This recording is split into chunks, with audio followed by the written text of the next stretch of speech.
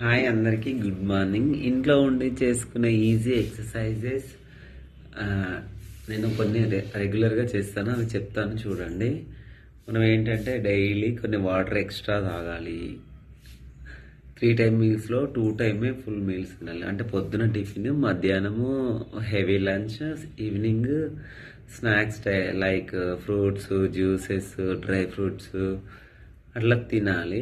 అట్లనే hot water తాగాలి, ఎందుకంటే కోల్డ్ వెదర్ ఉంది కాబట్టి హాట్ వాటర్ తాగాలి. దాంతోపాటు తిన్న తర్వాత వెంటనే పడుకోకుండా ఒక 5 నుంచి పావు గంట 10 నిమిషాలు అట్లా ఎక్సర్సైజెస్ చేస్తే కొంచెం బాడీ ఫిట్గా ఉండి హెల్దీగా ఉండి ఫ్యూచర్లో అనారోగ్య సమస్యలు రాకుండా ఆరోగ్యంగా ఉంటాము.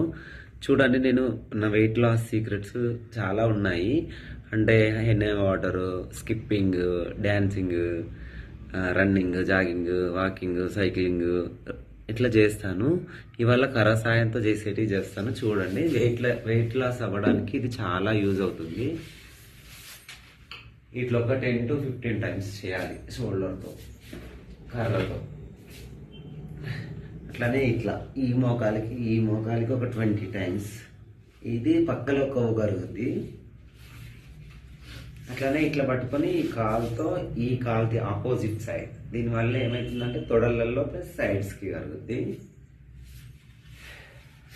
మళ్ళీ ఇట్లా వెనకాల, ఇది బ్యాక్ హిప్స్కి. ఇలా 20 టైమ్స్ చేయాలి.